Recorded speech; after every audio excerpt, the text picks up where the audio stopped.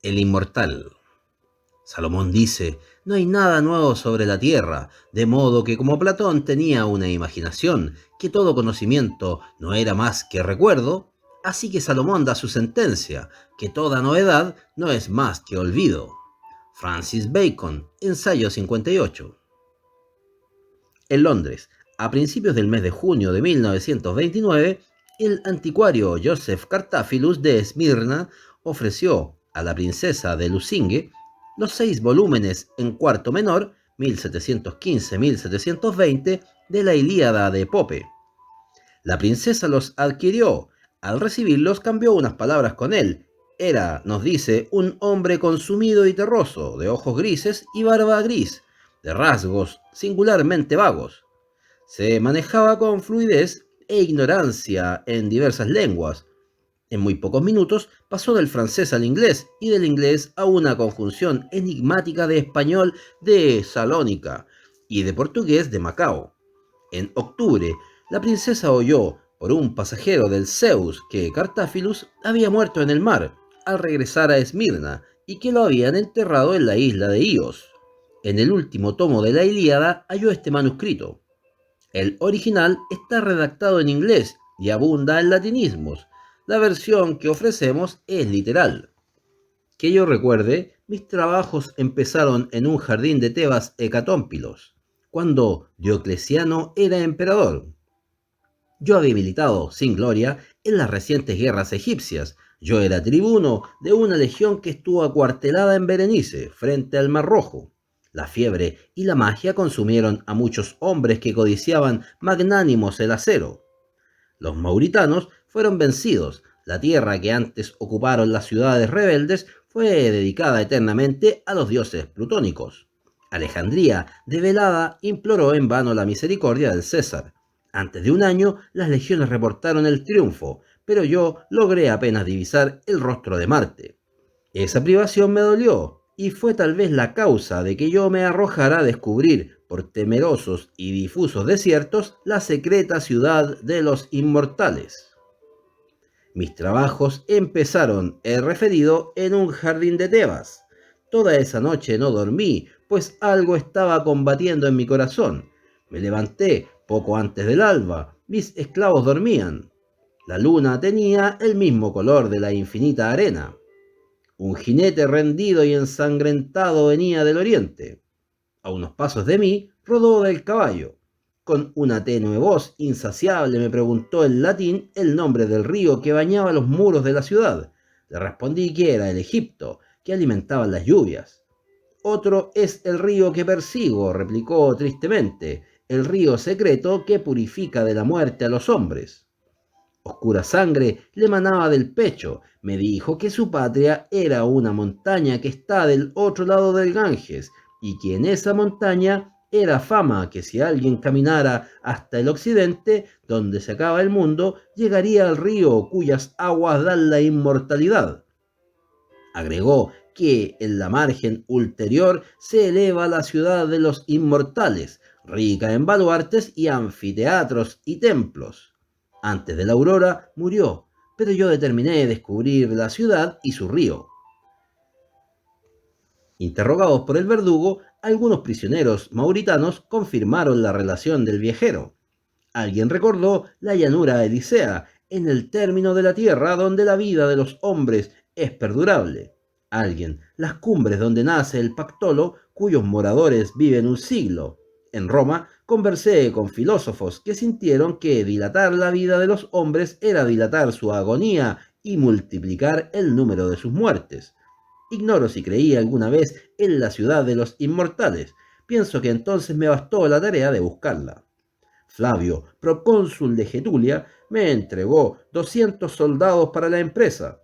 También recluté mercenarios que se dijeron conocedores de los caminos y que fueron los primeros en desertar. Los hechos ulteriores han deformado hasta lo inextricable el recuerdo de nuestras primeras jornadas. Partimos de Arsinoe y entramos en el abrasado desierto. Atravesamos el país de los trogloditas que devoran serpientes y carecen del comercio de la palabra, el de los garamantas que tienen las mujeres en común y se nutren de leones. el de los augilas, que solo veneran el tártaro. Fatigamos otros desiertos, donde es negra la arena, donde el viajero debe usurpar las horas de la noche, pues el fervor del día es intolerable. De lejos divisé la montaña que dio nombre al océano. En sus laderas crece el euforbio, que anula los venenos. En la cumbre habitan los sátiros, nación de hombres ferales y rústicos, inclinados a la lujuria. Que esas regiones bárbaras, donde la tierra es madre de monstruos, pudieran albergar en su seno una ciudad famosa, a todos nos pareció inconcebible. Proseguimos la marcha, pues hubiera sido una afrenta retroceder. Algunos temerarios durmieron con la cara expuesta a la luna. La fiebre los ardió, en el agua depravada de las cisternas otros bebieron la locura y la muerte. Entonces comenzaron las deserciones, muy poco después los motines. Para reprimirlos, no vacilé ante el ejercicio de la severidad. Procedí rectamente, pero un centurión me advirtió que los sediciosos, ávidos de vengar la crucifixión de uno de ellos, maquinaban mi muerte. Huí del campamento con los pocos soldados que me eran fieles. En el desierto los perdí, entre los remolinos de arena y la vasta noche. Una flecha cretense me laceró. Varios días erré sin encontrar agua, o un solo enorme día multiplicado por el sol, por la sed y por el temor de la sed. Dejé el camino al arbitrio de mi caballo. En el alba la lejanía se erizó de pirámides y de torres. Insoportablemente soñé con un exiguo y nítido laberinto. En el centro había un cántaro. Mis manos casi lo tocaban, mis ojos lo veían, pero tan intrincadas y perplejas eran las curvas que yo sabía que iba a morir antes de alcanzarlo. Al desenredarme por fin de esa pesadilla, me vi tirado y maniatado en un oblongo nicho de piedra, no mayor que una sepultura común, superficialmente excavado en el agrio declive de una montaña. Los lados eran húmedos, antes pulidos por el tiempo que por la industria. Sentí en el pecho un doloroso latido, sentí que me abrazaba la sed. Me asomé y grité débilmente. Al pie de la montaña se dilataba sin rumor un arroyo impuro, entorpecido por escombros y arena. En la opuesta margen resplandecía, bajo el último sol o bajo el primero, la evidente ciudad de los inmortales. Vi muros, arcos, frontispicios y foros. El fundamento era una meseta de piedra. Un centenar de nichos irregulares análogos al mío surcaban la montaña y el valle.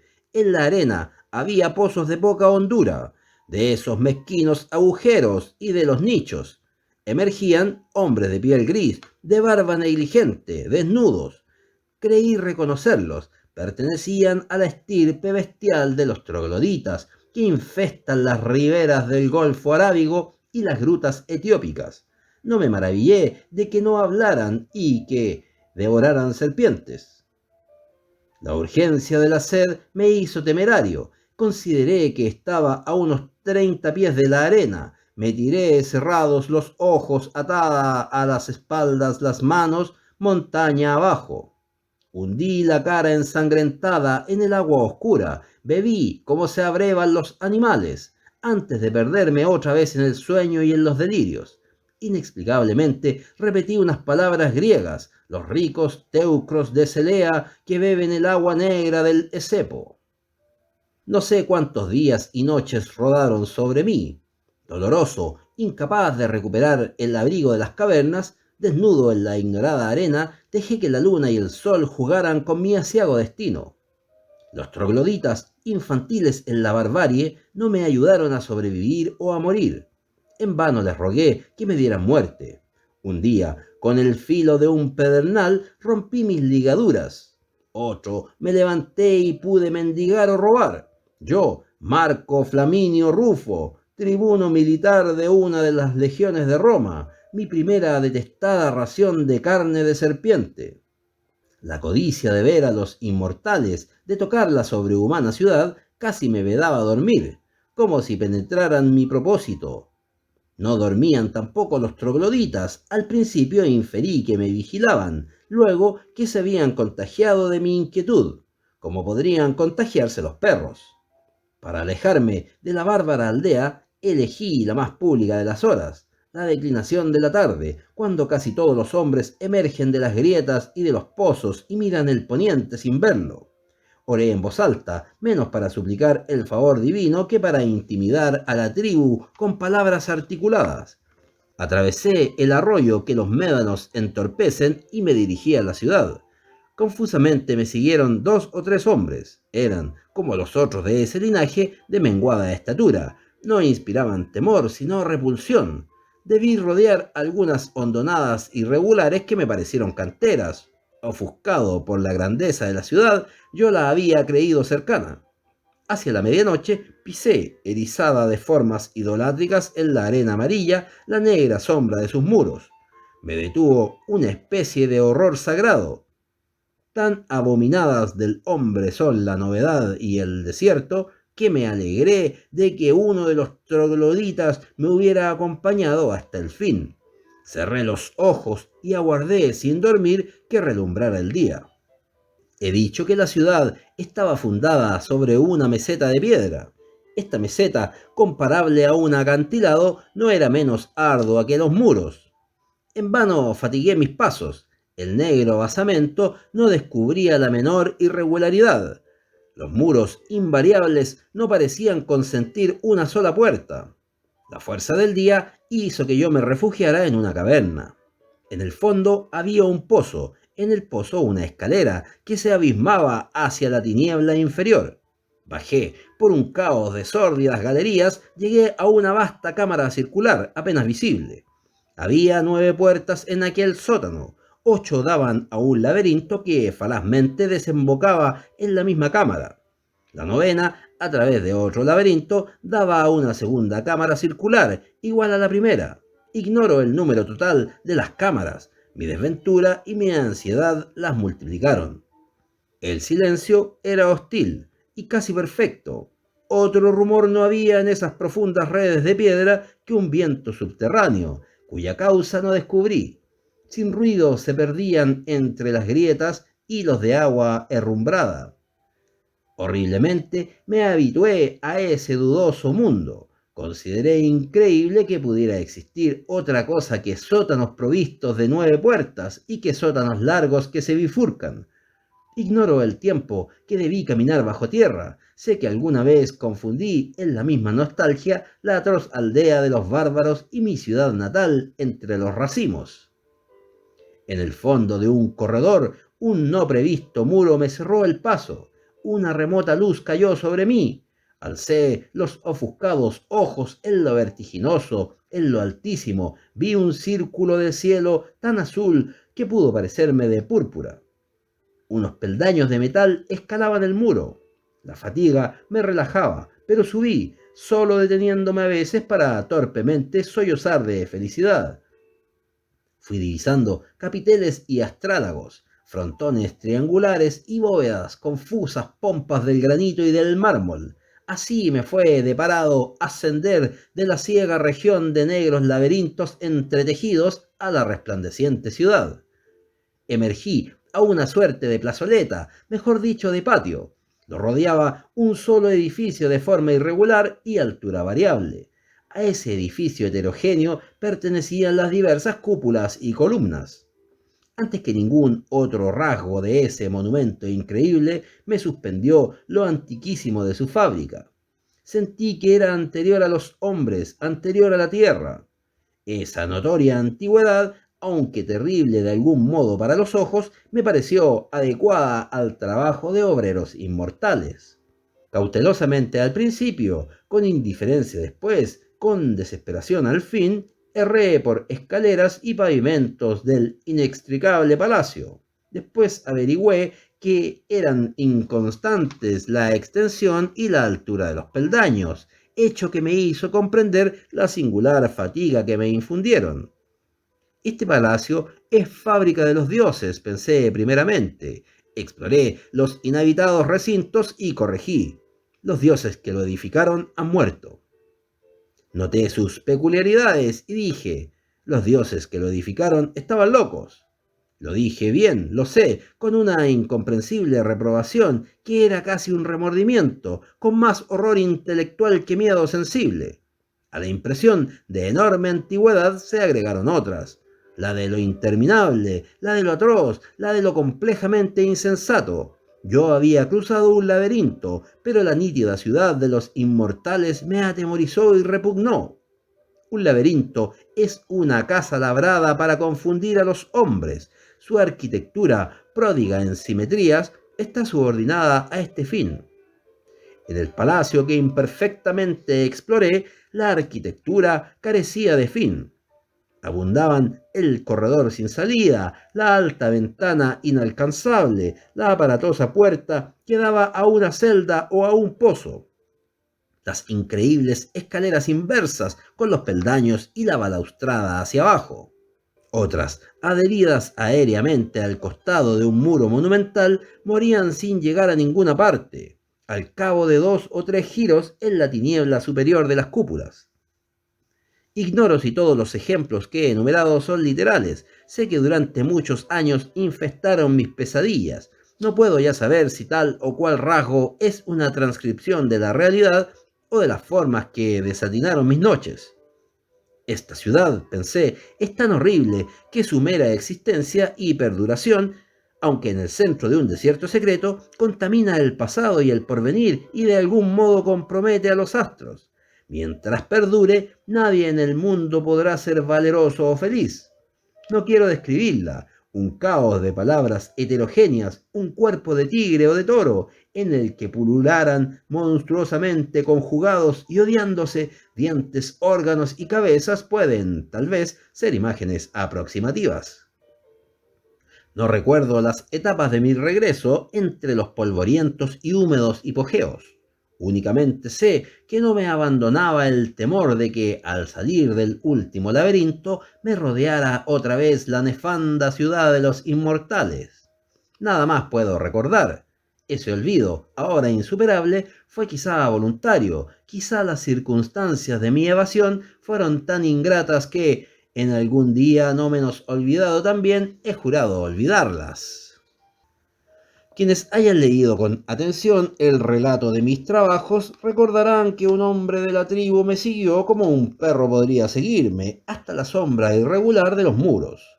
Cuando salí del último sótano lo encontré en la boca de la caverna. Estaba tirado en la arena, donde trazaba torpemente y borraba una hilera de signos, que eran como las letras de los sueños que uno está a punto de entender y luego se juntan.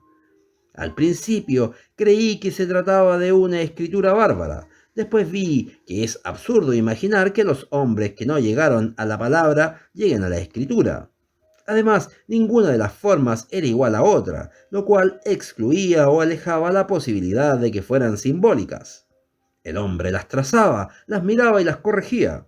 De golpe, como si le fastidiara ese juego, las borró con la palma y el antebrazo. Me miró, no pareció reconocerme. Sin embargo, tan grande era el alivio que me inundaba, o tan grande y medrosa mi soledad, que di en pensar que ese rudimental troglodita que me miraba desde el suelo de la caverna había estado esperándome. El sol caldeaba la llanura cuando emprendimos el regreso a la aldea, bajo las primeras estrellas. La arena era ardorosa bajo los pies. El troglodita me precedió. Esa noche concebí el propósito de enseñarle a reconocer y acaso a repetir algunas palabras. El perro y el caballo, reflexioné, son capaces de lo primero. Muchas aves, como el ruiseñor de los Césares, de lo último. Por muy vasto que fuera el entendimiento de un hombre, siempre sería superior al de los irracionales. La humildad y miseria del troglodita me trajeron a la memoria la imagen de Argos, el viejo perro moribundo de la Odisea, y así le puse el nombre de Argos y traté de enseñárselo. Fracasé y volví a fracasar. Los arbitrios, el rigor y la obstinación fueron del todo vanos. Inmóvil, con los ojos inertes, no parecía percibir los sonidos que yo procuraba inculcarle. A unos pasos de mí era como si estuviera muy lejos, echado en la arena, como una pequeña y ruinosa esfinge de lava, Dejaba que sobre él giraran los cielos desde el crepúsculo del día hasta el de la noche. Juzgué imposible que no se percatara de mi propósito. Recordé que es fama entre los etíopes que los monos deliberadamente no hablan para que no los obliguen a trabajar, y atribuí a suspicacia o a temor el silencio de Argos. De esa imaginación pasé a otras, aún más extravagantes. Pensé que Argos y yo participábamos de universos distintos. Pensé que nuestras percepciones eran iguales, pero que Argos las combinaba de otra manera y construía con ellas otros objetos. Pensé que acaso no había objetos para él, sino un vertiginoso y continuo juego de impresiones brevísimas. Pensé en un mundo sin memoria, sin tiempo. Consideré la posibilidad de un lenguaje que ignorara los sustantivos, un lenguaje de verbos impersonales o de indeclinables epítetos. Así fueron muriendo los días y con los días los años, pero algo parecido a la felicidad ocurrió una mañana. Llovió con lentitud poderosa.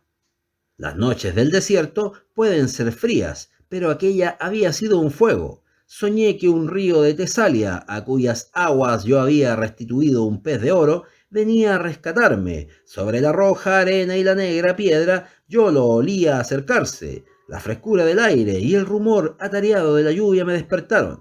Corrí desnudo a recibirla. Declinaba la noche. Bajo las nubes amarillas la tribu, no menos dichosa que yo, se ofrecía a los vívidos aguaceros en una especie de éxtasis. Parecían coribantes a quienes posee la divinidad. Argos, puestos los ojos en la esfera, gemía. Raudales le rodaban por la cara, no solo de agua, sino, después lo supe, de lágrimas. Argos, le grité, Argos. Entonces, con mansa admiración, como si descubriera una cosa perdida y olvidada hace mucho tiempo, Argos balbuceó estas palabras. Argos, perro de Ulises, y después, también sin mirarme, este perro tirado en el estiércol. Fácilmente aceptamos la realidad, acaso porque intuimos que nada es real. Le pregunté qué sabía de la Odisea. La práctica del griego le era penosa, tuve que repetir la pregunta. Muy poco, dijo, menos que el rapsoda más pobre. Ya habrán pasado 1100 años desde que la inventé.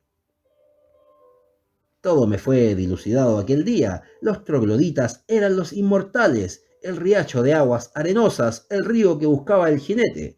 En cuanto a la ciudad, cuyo renombre se había dilatado hasta el Ganges, 9 siglos haría que los inmortales la habían asolado. Con las reliquias de su ruina, erigieron en el mismo lugar la desatinada ciudad que yo recorrí. Suerte de parodia o reverso, y también templo de los dioses irracionales que manejan el mundo y de los que nada sabemos, salvo que no se parecen al hombre. Aquella fundación fue el último símbolo a que condescendieron los inmortales. Marca una etapa en que, juzgando que toda empresa es vana, determinaron vivir en el pensamiento, en la pura especulación. Erigieron la fábrica, la olvidaron y fueron a morar en las cuevas. Absortos, casi no percibían el mundo físico. Esas cosas Homero las refirió como quien habla con un niño. También me refirió su vejez y el postrer viaje que emprendió movido como Ulises por el propósito de llegar a los hombres que no saben lo que es el mar, ni comen carne sazonada con sal, ni sospechan lo que es un remo. Habitó un siglo en la ciudad de los inmortales. Cuando le derribaron, aconsejó la fundación de la otra. Ello no debe sorprendernos. Es fama que después de cantar la guerra de Ilión, cantó la guerra de las ranas y los ratones. Fue como un dios que creara el cosmos y luego el caos. Ser inmortal es baladí, menos el hombre. Todas las criaturas lo son, pues ignoran la muerte. Lo divino, lo terrible, lo incomprensible es saberse inmortal. He notado que pese a las religiones, esa convicción es rarísima.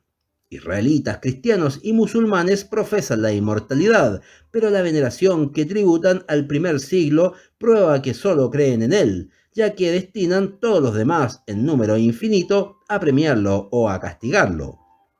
Más razonable me parece la rueda de ciertas religiones del Indostán. En esa rueda, que no tiene principio ni fin, cada vida es efecto de la anterior y engendra la siguiente, pero ninguna determina el conjunto. Adoctrinada por un ejercicio de siglos, la República de Hombres Inmortales había logrado la perfección de la tolerancia y casi con desdén. Sabía que en un plazo infinito le ocurren a todo hombre las cosas, por sus pasadas o futuras virtudes. Todo hombre es acreedor a toda bondad, pero también a toda traición. Por sus infamias del pasado o del porvenir, así como en los juegos de azar, las cifras pares y las cifras impares tienden al equilibrio, así también se anulan y se corrigen el ingenio y la estolidez. ¿Y acaso el rústico poema del Cid es el contrapeso exigido por un solo epíteto de las églogas o por una sentencia de Heráclito? El pensamiento más fugaz obedece a un dibujo invisible y puede coronar o inaugurar una forma secreta. Sé de quienes obraban el mal para que en los siglos futuros resultara el bien o hubiera resultado en los ya pretéritos. Encarados así, todos nuestros actos son justos, pero también son indiferentes. No hay méritos morales o intelectuales. Homero compuso la Odisea, postulado un plazo infinito con infinitas circunstancias y cambios. Lo imposible es no componer siquiera una vez la Odisea. Nadie es alguien, un solo hombre inmortal es todos los hombres. Como Cornelio Agripa, soy Dios, soy héroe, soy filósofo, soy demonio y soy mundo, lo cual es una fatigosa manera de decir que no soy. El concepto del mundo como sistema de precisas compensaciones influyó vastamente en los inmortales. En primer término, los hizo invulnerables a la piedad. He mencionado las antiguas canteras que rompían los campos de la otra margen. Un hombre se despeñó en la más honda, no podía lastimarse ni morir, pero lo abrazaba la sed. Antes que le arrojaran una cuerda pasaron 70 años. Tampoco interesaba el propio destino. El cuerpo era un sumiso animal doméstico y le bastaba cada mes la limosna de unas horas de sueño, de un poco de agua y de una piltrafa de carne. Que nadie quiera rebajarnos a ascetas. No hay placer más complejo que el pensamiento y a él nos entregábamos. A veces un estímulo extraordinario nos restituía al mundo físico. Por ejemplo, aquella mañana, el viejo goce elemental de la lluvia. Esos lapsos eran rarísimos. Todos los inmortales eran capaces de perfecta quietud. Recuerdo alguno a quien jamás he visto de pie. Un pájaro anidaba en su pecho. Entre los corolarios de la doctrina de que no hay cosa que no esté compensada por otra, hay uno de muy poca importancia teórica, pero que nos indujo a fines o a principios del siglo X a dispersarnos por la faz de la tierra. Cabe en estas palabras: existe un río cuyas aguas dan la inmortalidad. En alguna región habrá otro río cuyas aguas la borren. El número de ríos no es infinito. Un viajero inmortal que recorra el mundo acabará algún día por haber bebido de todos. Nos propusimos descubrir ese río. La muerte o su alusión hace preciosos y patéticos a los hombres. Estos conmueven por su condición de fantasmas. Cada acto que ejecutan puede ser el último. No hay rostro que no esté por desdibujarse como el rostro de un sueño. Todo entre los mortales tiene el valor de lo irrecuperable y de lo azaroso. Entre los inmortales, en cambio, cada acto y cada pensamiento es el eco de otros que en el pasado lo antecedieron, sin principio visible, o el fiel presagio de otros que en el futuro lo repetirán hasta el vértigo. No hay cosa que no esté como perdida entre infatigables espejos. Nada puede ocurrir una sola vez, nada es preciosamente precario. Lo elegíaco, lo grave, lo ceremonial no rigen para los inmortales. Homero y yo nos separamos en las puertas de Tánger. Creo que no nos dijimos adiós. Recorrí nuevos reinos, nuevos imperios en el otoño de 1066. Milité en el puente de Stamford. Ya no recuerdo si en la fila de Harold, que no tardó en hallar su destino, o en las de aquel infausto Harald Hardrada, que conquistó 6 pies de tierra inglesa o un poco más. En el 7º siglo de la Égira, en el arrabal de Bulak, transcribí con pausada caligrafía, en un idioma que he olvidado, en un alfabeto que ignoro, los 7 viajes de Simbad y la historia de la ciudad de bronce. En un patio de la cárcel de Samarcanda he jugado muchísimo al ajedrez. En Bikanir he profesado la astrología y también en Bohemia. En 1638 estuve en Kolosvar y después en Leipzig. En Aberdeen, en 1714, me suscribí a los 6 volúmenes de la Ilíada de Pope. Sé que los frecuenté con deleite. Hacia 1729 discutí el origen de ese poema con un profesor de retórica, llamado creo Gian Battista. Sus razones me parecieron irrefutables. El 4 de octubre de 1921, el Patna me conducía a Bombay. Tuvo que fondear en un puerto de la costa etrírea.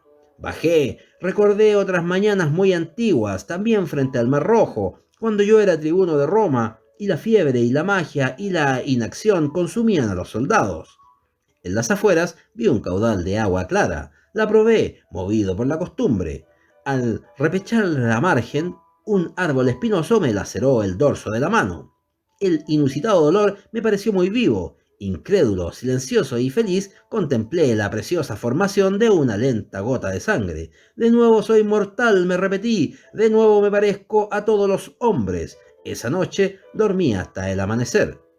He revisado, al cabo de un año, estas páginas. Me consta que se ajustan a la verdad, pero en los primeros capítulos y aún en ciertos párrafos de los otros, creo percibir algo falso. Ello es obra tal vez del abuso de rasgos circunstanciales, procedimiento que aprendí en los poetas y que todo lo contamina de falsedad, ya que esos rasgos pueden abundar en los hechos, pero no en su memoria. Creo, sin embargo, haber descubierto una razón más íntima. La escribiré, no importa que me juzguen fantástico. La historia que he narrado parece irreal, porque en ella se mezclan los sucesos de 2 hombres distintos. En el primer capítulo, el jinete quiere saber el nombre del río que baña las murallas de Tebas. Flaminio Rufo, que antes ha dado a la ciudad el epíteto de Hecatómpilos, dice que el río es el Egipto. Ninguna de esas locuciones es adecuada a él, sino a Homero, que hace mención expresa en la Ilíada de Tebas Hecatómpilos, y en la Odisea, por boca de Proteo y de Ulises, dice invariablemente Egipto por Nilo. En el capítulo 2, el romano, al beber el agua inmortal, pronuncia unas palabras en griego. Esas palabras son homéricas y pueden buscarse en el fin del famoso catálogo de las naves. Después, en el vertiginoso palacio, habla de una reprobación que era casi un remordimiento. Esas palabras corresponden a Homero, que había proyectado ese horror. Tales anomalías me inquietaron, otras de orden estético me permitieron descubrir la verdad. El último capítulo las incluye. Ahí está escrito que milité en el puente de Stamford, que transcribí en Bulak los viajes de Simbad el Marino y que me suscribí en Aberdeen a la Ilíada inglesa de Pope. Se lee inter alia. En Bikanir he profesado la astrología y también en Bohemia. Ninguno de esos testimonios es falso. Lo significativo es el hecho de haberlos destacado. El primero de todos parece convenir a un hombre de guerra, pero luego se advierte que el narrador no repara en lo bélico y sí en la suerte de los hombres. Los que siguen son más curiosos. Una oscura razón elemental me obligó a registrarlos. Lo hice porque sabía que eran patéticos. No lo son dichos por el romano Flaminio Rufo, lo son dichos por Homero. Es raro que éste copie en el siglo XIII las aventuras de Simbad, de otro Ulises, y descubra a la vuelta de muchos siglos, en un reino boreal y un idioma bárbaro, las formas de su Ilíada. En cuanto a la oración que recoge el nombre de Bikanir, se ve que la ha fabricado un hombre de letras, ganoso, como el autor del catálogo de las naves, de mostrar vocablos espléndidos. Cuando se acerca el fin, ya no quedan imágenes del recuerdo, solo quedan palabras. No es extraño que el tiempo haya confundido las que alguna vez me representaron con las que fueron símbolos de la suerte de quien me acompañó tantos siglos. Yo he sido Homero, en breve seré nadie, como Ulises, en breve seré todos, estaré muerto. Postdata de 1950. Entre los comentarios que ha despertado la publicación anterior, el más curioso, ya que no el más urbano, bíblicamente se titula A Coat of Many Colors, Manchester, 1948, y es obra de la tenacísima pluma del doctor Nahum Cordovero. Abarca unas 100 páginas, habla de los centones griegos, de los centones de la baja latinidad, de Ben Jonson, que definió a sus contemporáneos con retazos de Séneca, del Virgilius Evangelizans, de Alexander Ross, de los artificios de George Moore y de Eliot, y finalmente de la narración atribuida al anticuario Joseph Cartaphilus. Denuncia en el primer capítulo breves interpolaciones de Plinio, Historia Naturalis. En el segundo, de Thomas de Quincy, Greetings. En el tercero, de una epístola de Descartes al embajador Pierre Chanot. En el cuarto, de Bernard Shaw, Back to Methuselah. Infiere en esas intrusiones o hurtos que todo el documento es apócrifo. A mi entender, la conclusión es inadmisible. Cuando se acerca el fin, escribió Cartaphilus, ya no quedan imágenes del recuerdo, solo quedan palabras, palabras, palabras despedazadas y mutiladas, palabras de otros. Fue la pobre limosna que le dejaron las horas y los siglos. A Cecilia Ingenieros.